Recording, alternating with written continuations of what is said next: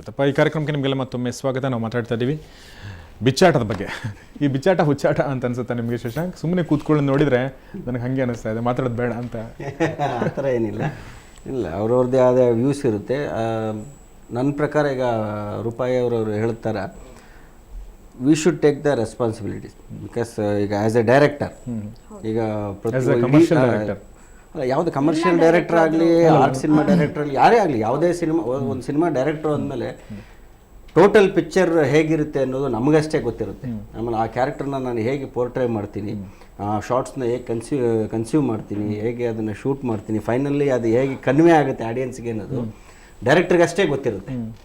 So ಅದನ್ನು ಯಾವ ರೀತಿಯಲ್ಲಿ ಅದು ನಿಜವಾಗ್ಲೂ ಕತೆಗೆ ಹೆಲ್ಪ್ ಆಗುತ್ತಾ, ಅದರಿಂದಾಗಿ ಆ ಕತೆಯ ಇಂಟೆನ್ಸಿಟಿ ಏನಿದೆ ಅದನ್ನು ಅದು ಇನ್ಕ್ರೀಸ್ ಮಾಡುತ್ತೆ ಅನ್ನೋದಾದರೆ ಅದನ್ನು ಮಾಡೋದಕ್ಕೆ ಒಂದು ಅರ್ಥ ಇರುತ್ತೆ.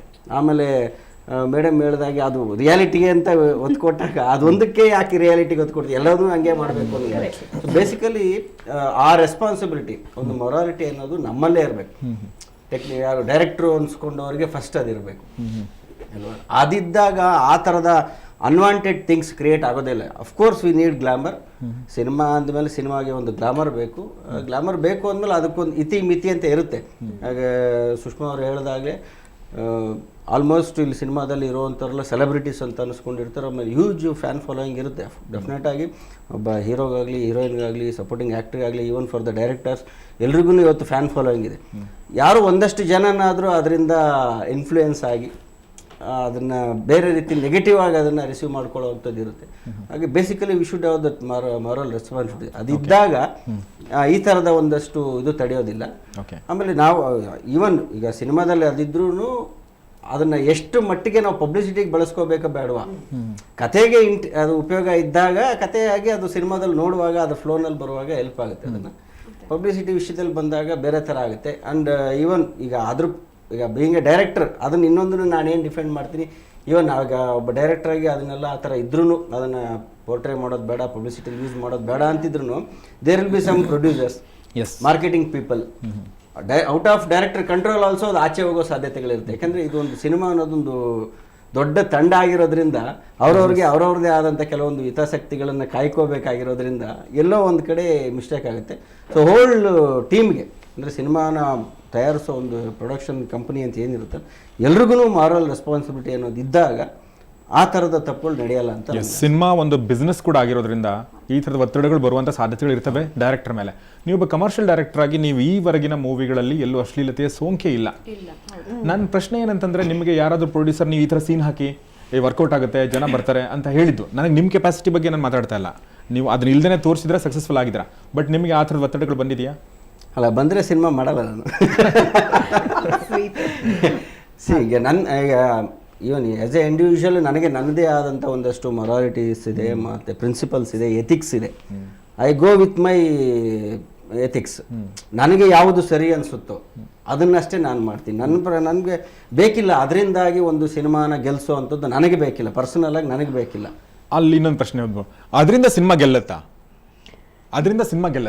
ಬಿಚ್ಚೋದ್ರಿಂದ ಸಿನಿಮಾ ಗೆಲ್ಲುತ್ತೆ? ನಾನು ನಿಮ್ಗೆ ಏನು ಹೇಳ್ತಾ ಇರೋದು ಅಂದ್ರೆ, ಬಿಚ್ಚೋದ್ರಿಂದ ಸಿನಿಮಾ ಗೆಲ್ತು ಅಂದ್ರೆ ಅದನ್ನ ಫ್ರಸ್ಟ್ರೇಟೆಡ್ ಮೈಂಡ್ಸ್ ನೀವು ಮಾಡ್ತಾ ಇದ್ದೀರಾ ಅಂತ ಅರ್ಥ ಆಯ್ತು.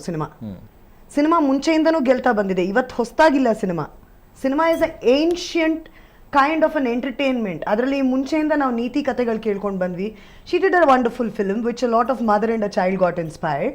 ನಾನು ಹೇಳ್ತಾ ಇರೋದು, ಎಲ್ಲ ವರ್ಗದವರು ಒಂದು ಪ್ರಪಂಚದಲ್ಲಿ ಇರ್ತಾರೆ. It takes all kinds of people to make a world. But who do you choose to go with? ನೀವು ನಿಮ್ಮ ಚೌಕಟ್ಟನ್ನ ಎಲ್ಲಿಗೆ ಬರಿತೀರಾ, ಎಲ್ಲಿಗೆ ಹಾಕ್ತೀರಾ, ಅದು ನಿಮ್ಮ ವ್ಯಕ್ತಿತ್ವ, ನಿಮ್ಮ ಸ್ವಂತಿಕೆ. ಅದನ್ನು ನಾವು ಇವತ್ತು ಕ್ಷಣಿಕ ಒಂದು ಏನಾಗುತ್ತೆ ಗೊತ್ತಾ, sudden commercial, sudden glamour, long life. No, it is very short life. You are very short. I mean, if good actresses end up doing this, tomorrow what are we going to have? This is not required at all.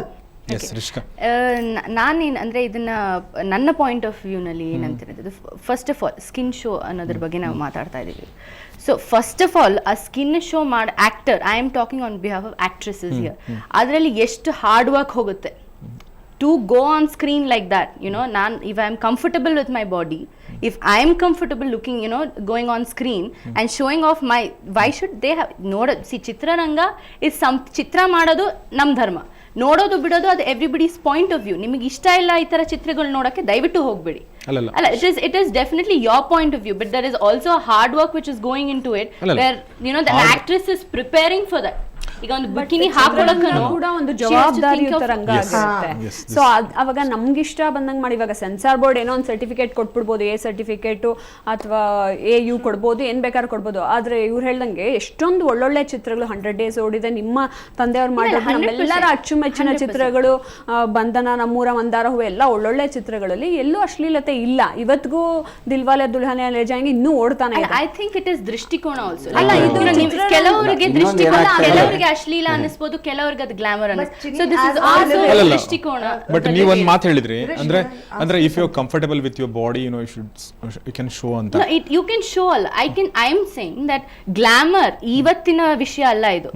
ಈಗ ಜಯಂತಿ ಅಮ್ಮ ಅವರು ಆ ಸಮಯದಲ್ಲೇ you have seen her wearing into a swimsuit. So ಆ ಸಮಯದಿಂದಲೇ glamour ಇದೆ. ಮಾಲಾಶ್ರೀ ಅವರು ಅವರ ಫಸ್ಟ್ ಸಿನಿಮಾದಲ್ಲಿ ಅವರು ಒಂದು ಸ್ವಿಮ್ ಸೂಟ್ ಹಾಕಿರುವಂತ ಸನ್ನಿವೇಶ. So glamour has been come in to the cinema with cinema. It is a package. ಕಲಾವಿದರ ಹೆಸರೇನೆ ತಗೊಂಡ್ಬರ್ತಾರೆ. ಅಲ್ಲಿ ಏನು ಅಂದ್ರೆ ಕತೆಗೆ ಪೂರಕವಾಗಿದೆ, ಬರವಣಿಗೆ ಅಂತ ಇವ್ರು ಹೇಳಿದ್ರು, ಬರೆಯೋದು ಕೂಡ ನಮ್ಮಂತ ವ್ಯಕ್ತಿಗಳೇ. ಇದೆ ಒಂದು ಸಾಂಗ್ ಸಿಚುವೇಶನ್ ಅಲ್ಲಿ ಯೂಸ್ ಮಾಡ್ಕೊಂಡಿದ್ದಾರೆ, ಅಂದ್ರೆ ನಂಜುಂಡಿ ಕಲ್ಯಾಣ ಚಿತ್ರದಲ್ಲಿ ಸಾಂಗ್ ಸನ್ನಿವೇಶ. So it's definitely glamour. ಒಂದೇ ನಿಮಿಷ, ಈ ಚರ್ಚೆನ ನಾವು ತುಂಬಾ ಇದಕ್ಕೆ ಆಯಾಮಗಳಿದೆ ಅಂತ ನನಗೆ ಅನ್ಸುತ್ತೆ. ತುಂಬಾ ದೃಷ್ಟಿಕೋನಗಳು, ತುಂಬಾ ಡಿಮೆನ್ಷನ್ಸ್ ಇದೆ. ಆದ್ರೆ ಈ ಚರ್ಚೆ ಮುಂದುವರಿಸೋಣ. ಆದ್ರೆ ಅದಕ್ಕಿಂತ ಮುಂಚೆ ನಮ್ಮ ನಡುವಿನ ಇನ್ನೊಬ್ಬ ಪ್ರತಿಭಾನ್ವಿತ ನಿರ್ದೇಶಕ ಯೋಗರಾಜ್ ಭಟ್ ಈ ಬಗ್ಗೆ ಮಾತಾಡಿದ್ದಾರೆ. ಅವ್ರು ಒಂದ್ ಕಡೆ ಹೇಳಿದ್ರು, ನಾನು ಓದಿದ್ದೆ, ಈಗೇನು ಹೇಳಿದಾರೆ ಗೊತ್ತಿಲ್ಲ, ಬಟ್ ಅವ್ರು ಒಂದ್ಸಲ ಹೇಳಿದ್ದು ನಾನು ಓದಿದ್ದೆ. ಅವ್ರು ಏನು ಹೇಳಿದ್ರು ಅಂತಂದರೆ, ಬಟ್ಟೆ ಬಿಚ್ಚೋದ್ರ ಬಗ್ಗೆ ನನಗೆ ನನ್ನದೇ ಆದ ಸಾಮಾಜಿಕ ಸಾಂಸ್ಕೃತಿಕ ಗೊಂದಲಗಳಿವೆ. ಆದರೆ ಆ ಗೊಂದಲಗಳನ್ನ ಪರಿಹಾರ ಮಾಡೋಕ್ಕಿಂತ ಮುಂಚೆನೇ ನಮ್ಮ ನಾಯಕರು ಬಟ್ಟೆ ಬಿಚ್ಚಿ ರೆಡಿ ಆಗಿಬಿಟ್ಟಿರ್ತಾರೆ ಕೆಲವೊಂದ್ಸಲ ಅಂತ ಅವ್ರು ಹೇಳಿದರು.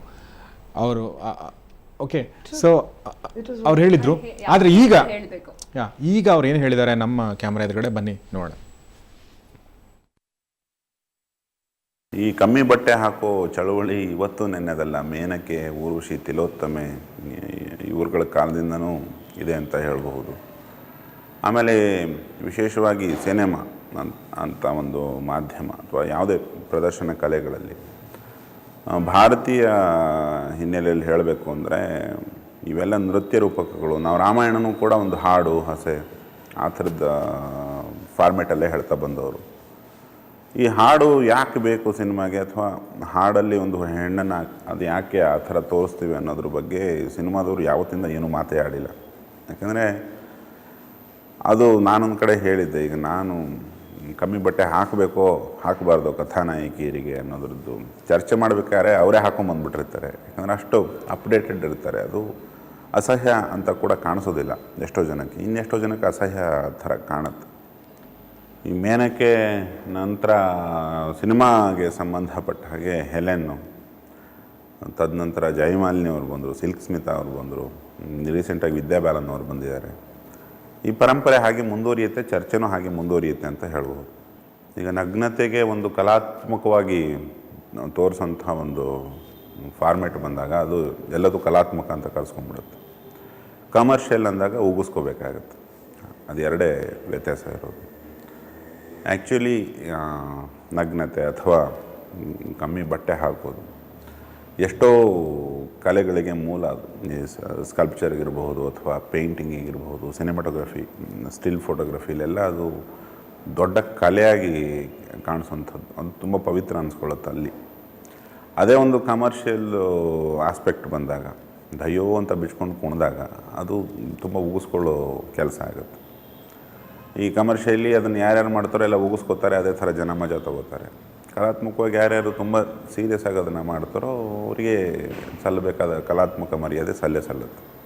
ಅದು ಒಬ್ಬರನ್ನ ಕೇಳಿದ್ರೆ ಕತೆಗೆ ಅದು ಬೇಕಿತ್ತು, ಅದಕ್ಕೆ ಕಮ್ಮಿ ಬಟ್ಟೆ ಹಾಕಿದ್ದೀವಿ ಅಂತಾರೆ. ಇನ್ನೊಬ್ಬರನ್ನ ಕೇಳಿದ್ರೆ ನನಗೆ ಕಮ್ಮಿ ಬಟ್ಟೆ ಹಾಕೋದು ಇಷ್ಟ ಅಂತ ಬಟ್ಟೆ ವಿರೋಧಿ ಸಂಘದ ಅಧ್ಯಕ್ಷ ಥರ ಮಾತಾಡ್ತಾರೆ.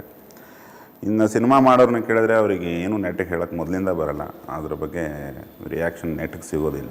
ಇನ್ನು ಹೀರೋಗಳನ್ನ ಕೇಳಿದ್ರೆ ನಾವು 6 ಪ್ಯಾಕ್ ಮಾಡಿದ್ವಿ, ನೋಡೋರು ಕಮ್ಮಿ ಆಗಿದ್ದಾರೆ ಅಂತ ಅವರು ಗೋಳು ತೊಳ್ಕೊತಾರೆ.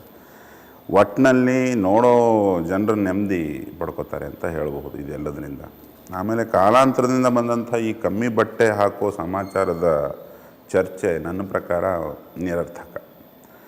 ಈ ಥರ ಕಮ್ಮಿ ಬಟ್ಟೆ ಹಾವಳಿ ಶುರು ಆದಾಗ ಗಂಡು ಮಕ್ಕಳೆಲ್ಲ ಊರು ಹುಷಾರಲ್ಲಿ ಅವ್ರು ಇರಬೇಕು ಅಂತ ಹೇಳೋದಕ್ಕೆ ಇಷ್ಟಪಡ್ತೀನಿ, ಮತ್ತು ನನ್ನ 2 ಮಾತು ಮುಗಿಸ್ತೇನೆ. ಥ್ಯಾಂಕ್ ಯು ಭಟ್ರೆ, ಒಂಥರ ಹಾಡು ಕೇಳ್ದಂಗೆ ಆಯ್ತು ನಿಮ್ಮ ಹಾಡು. ಇಲ್ಲ, ಅವ್ರು ಹೇಳಿದ್ರು ಹೀರೋಯಿನ್ಗಳು ಒಂದೊಂದ್ಸತಿ ನಾವು ಹೇಳಕ್ ಮುಂಚೆನೆ ಹಾಕೊಂಬಾರ್ದು. ನಾ ಎಷ್ಟೋ ಜನ ನಿರ್ಮಾಪಕರ ನಿರ್ದೇಶಕರು ನೋಡಿ ನೀವು ಕೇಳಿರ್ಬೋದು. ಆದರೆ ಏನು ಹೇಳ್ತಾರೆ ಗೊತ್ತಾ, ಅವರು ಹೀರೋಯಿನ್ಗೆ ಮುಂಚೆನೇ ಹೇಳ್ತಾರೆ, ನೋಡಿ ಮೇಡಮ್ ನೀವು ಹಿಂಗೆಲ್ಲ ಹಾಕೊಳ್ದೆ ಹೋದ್ರೆ ನಾವು ತಮಿಳ್ ತೆಲುಗುಯಿಂದ ಕರ್ಕೊಂಡ್ಬರ್ತೀವಿ ಹೀರೋಯಿನ್ನ ಅಂತಾರೆ. ಇನ್ನೊಂದು ಹೇಳ್ತಾರೆ ನೋಡಿ, ಅವ್ರನ್ನೂ ಕೇಳಿ.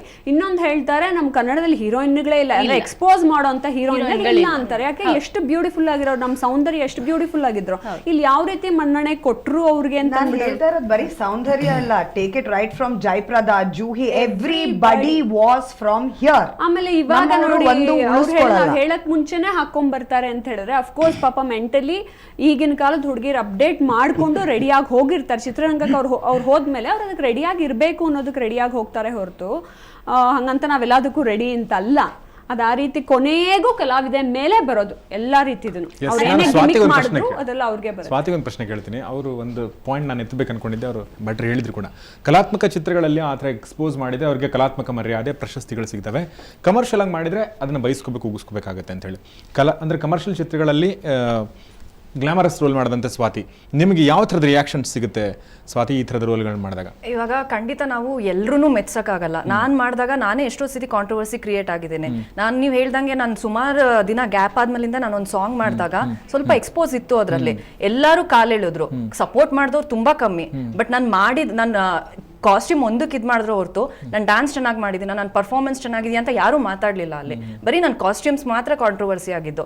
ಅದಾದ್ಮೇಲಿಂದ ಅದನ್ನೇ ದೊಡ್ಡ ಹಂಗಾಮ ಮಾಡಿ ಇದು ಮಾಡಿದ್ರು. ಸ್ವಲ್ಪ ದಿನ ಮತ್ತೆ ಎಲ್ಲ ಮುಚ್ಚೋಯ್ತು. ನೆಕ್ಸ್ಟ್ ನಂದು ಇನ್ನೊಂದು ಮೂವಿ ಬಂತು, ಸಂಜಯ್ ಅವ್ರದ್ದು ರಾಜಿ ಅಂತ. ಅದರಲ್ಲಿ ಆ ಕ್ಯಾರೆಕ್ಟರ್ಗೆ ಬೇಕಿತ್ತು, ಬಿಕಾಸ್ ನಂದು ಸ್ವಲ್ಪ ವಿಲನಿಶ್ ಇದು ನೆಗೆಟಿವ್ ರೋಲಲ್ಲಿ ನಾನು ಮಾಡಿದ್ದು. ಆ ಕ್ಯಾರೆಕ್ಟರ್ಗೆ ಅದು ಬೇಕಿತ್ತು, ಅದಕ್ಕೋಸ್ಕರ ನಾನು ಸ್ವಲ್ಪ ಎಕ್ಸ್ಪೋಸ್ ಮಾಡಿದೆ. ಅದು ಮತ್ತೆ ಕಾಂಟ್ರವರ್ಸಿ ಆಯಿತು. ಸೊ ನಾನು ಸುಮ್ಮನೆ ಬಿಚ್ಚಬೇಕು ಅಥವಾ ಏನೋ ಶೋ ಆಫ್ ಮಾಡಬೇಕು, ಎಕ್ಸ್ಪೋಸ್ ಮಾಡಬೇಕು ಅಂತ ನಾವು ಮಾಡಿಲ್ಲ. When it is necessary we are doing it ಅಷ್ಟೇ. ಅದೇ ಅದು ಇವ್ರದ್ದು ತಪ್ಪಾಗೋದೇ ಇಲ್ಲ. ಯಾಕಂದ್ರೆ ಬರವಣಿಗೆಗಾರ ಕಲಾತ್ಮಕ ಚಿತ್ರಗಳು ಪ್ರಶಂಸೆಗೆ ಒಳಗಾಗ್ತಾರೆ, ಕಮರ್ಷಿಯಲ್ ಚಿತ್ರಗಳು ಉಗಿಸ್ಕೊಳ್ತವೆ ಅಂದ್ರೆ ಕಮರ್ಷಿಯಲ್ ಚಿತ್ರದ ಆಡಿಯನ್ಸು ಪಡ್ಡೆ ಹುಡುಗರು.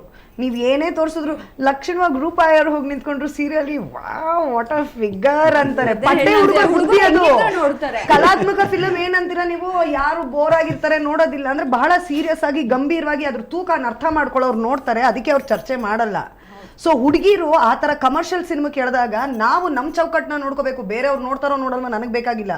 Tomorrow if anybody is facing the controversy, it's she who sitting and taking all this. Nobody else. So we have to draw our lines as girls, not for anybody, sweetie, for our own sake. Yes.